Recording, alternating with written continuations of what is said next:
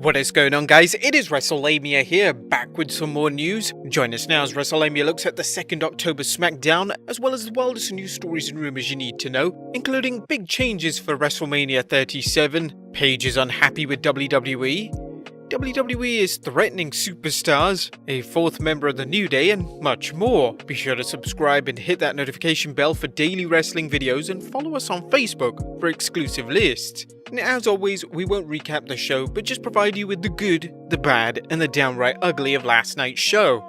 As always, we start off with the good as number 1, a surprise sequel. It's safe to say that Roman Reigns vs Jey Uso 2 is a bit of a surprise considering the Tribal Chief's utter annihilation of his cousin at Clash of Champions. However, you may feel at the prospect of a rematch between two seemingly unevenly matched opponents that they deserve credit for building up the rematch, both with an interesting interaction between Roman and Jey, and with Jey's win over AJ Styles. While Jey Uso's chances of winning the Universal Champion are about the same as Zelina Vega winning the Raw Women's Championship, kudos to the WWE for using this series to build Jey up as a legitimate single star and to build interest in a rematch at Hell in a Cell. Number 2, the possession of Alexa Bliss. The possession of Alexa Bliss is now complete, and it's clear they have a storyline with tremendous possibilities as Bliss sides with The Fiend in some sort of unholy alliance. Some fans were concerned that the WWE might rush into The Fiend versus Roman Reigns after Reigns won the Universal Championship and beat down Jey Uso,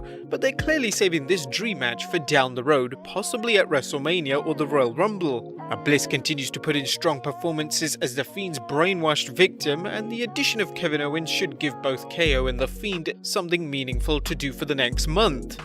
In fact, speaking of The Fiend, next week is his first televised match on Smackdown for 2 years. Yeah, he had a match on Smackdown with Daniel Bryan, but you might remember that was a dark match. Now, The Fiend has been going strong ever since his debut, and while he doesn't need anything to jumpstart his character, we believe the Alexa Bliss storyline is going to benefit both superstars tremendously. Number 3, Zayn trashes the IC Championship. A champion dumping a belt into the garbage can? This is shades of Medusa dropping the WWF Women's Championship into the trash on Nitro during the Monday Night Wars. But Sami Zayn's disposal of a belt worn by AJ Styles and Jeff Hardy was a strong statement reminding fans that Zayn feels he never lost his belt. It was also another example of Zayn's excellence as an annoying heel who somehow finds a way to escape with the belt. Zayn's current run as an IC champion is remarkably reminiscent of the Honky Tonk Man, whose record-length IC run frequently saw him stealing a win after certain defeat. But that was the good. What about the bad? Is number 1, a meaningless mystery. Our wrestling fans enjoy a good mystery, but the identity of SmackDown's so-called mystery woman was anything but. Her identity was quickly deduced by the IWC, and the only thing missing was the Scooby Gang. Carmella fans can only hope that the WWE puts more effort into a push than they did in trying to conceal her identity. Number 2, stop us if you've heard this one before. Banks vs Bayley. Now that the WWE has finally begun the Sasha Banks vs Bayley feud, it's time for the two to get into the ring. Our fans were surprised that the WWE is booking their first match on television are obviously novices, as there's no chance in hell, cue Mr. McMahon's music, will get anything close to a conclusive match, if we even get a match at all. Rather than teasing the WWE Universe with the prospect of seeing the two tangle on television, they should just book the match for Hell in a Cell, because no savvy fans thinks they're gonna fight before then. Now, there was no downright ugly about this show. SmackDown's creative team continues to produce compelling storylines which the Blue Brand's performers have taken and excelled with, adding constantly entertaining matches, even meaningless ones like Sheamus vs Shorty G, and you have a WWE show that is worth checking out every week. What did you guys think of SmackDown this week? Let us know in the comments down below. Now, let's move on to the news.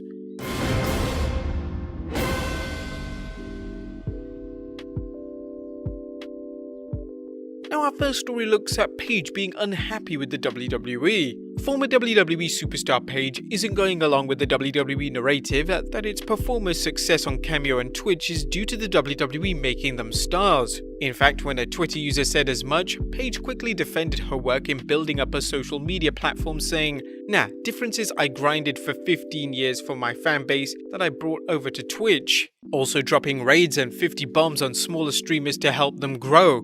Not for bitter people like you though. Work hard and you'll get a fan base too. You can have all the face time you want on WWE or any platform, and if you don't work hard or have something that fans like and relate to, then you still aren't gonna have a fan base. You wouldn't know the logistics because you're a slacker, bud. It seems like Paige is unwilling to also go along with the WWE's plan to take over her Twitch account, and she's fighting for it. Don't believe us? Check out another tweet.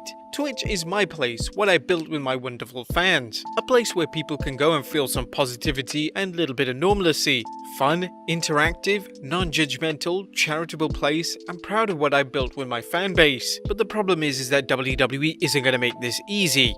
In fact, they're ready to fire some superstars for not cooperating. Now, speaking on these accounts that were bringing in added revenue for wrestlers who have lost out on income from performing at house shows, just how is the WWE able to take over WWE superstars' Cameo and Twitch accounts? In an exclusive story, Wrestling Inc.'s Raj Giri reported that the WWE is having its talent sign contracts with some of the following stipulations. Talent affirmed that WWE is their authorized representative. Talent authorized Cameo to make all payments and any other compensations to WWE. Cameo will not be made a party in any dispute between the talent and WWE. The authorization can be cancelled at any time only if the account is cancelled. There have been no reports of WWE superstars receiving any benefits for signing these agreements, and Vince McMahon has stated that if superstars continue their Cameo and or Twitch accounts on their own, they will be subject to fines, suspensions or termination.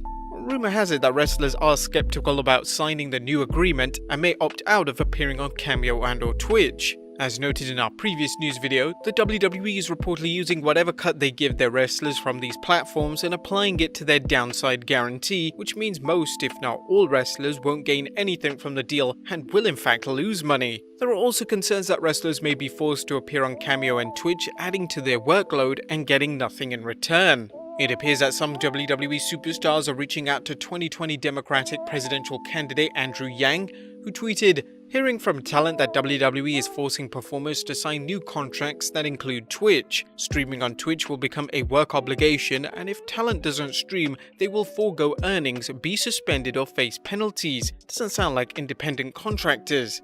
WWE wrestlers have never had a better chance to fight for their rights as employees rather than independent contractors, but if history is any judge of the future, most of the WWE stars will cave into Vince McMahon, while top echelon stars remain indifferent due to them being compensated well already.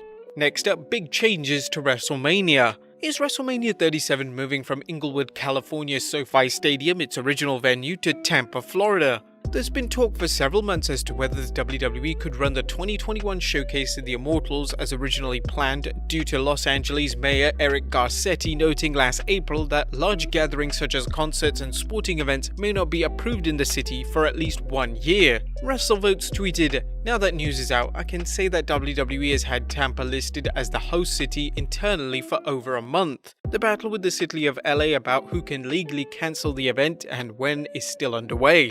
However, if we get a traditional WrestleMania, Tampa Bay will host." Florida journalist John Elba has been following the story closely and tweeted, "A statement from a WWE rep to me regarding the report of WrestleMania from LA to Tampa. We have nothing to report, and given the current environment, we continue to monitor locations for all of our potential events. Even if WrestleMania 37 was allowed in California, it's likely there would be less fans permitted than in Florida." Next up, The Rock vs Reigns in Jeopardy. Now, you may be hearing reports that a Rock vs Roman Reigns WrestleMania 37 match is in jeopardy, but the news is nothing but speculation. In fact, it's speculation that we have repeatedly mentioned whenever talk turns to The Rock returning to a WWE ring, both the difficulties of The Rock making time to appear in a match due to his movie schedule, and movie studios refusing to allow him to perform due to the possibility of him injuring himself and setting a film's production back. And finally, Kofi talks a female member in the New Day. Last but not least, the New Day have been a solid faction comprised exclusively of Kofi Kingston, Big E and Xavier Woods, but could fans see a fourth member? During a chat with a fan, Kofi Kingston was asked about the possibility of a fourth member to the group, and the Dreadlock Dynamo immediately replied, Sasha Banks. Do you think the New Day should add the boss to their group? Let us know in the comments down below. Subscribe if you haven't already, follow us on Instagram and Facebook for exclusive lists, and I'll see you next time with some more wrestling content.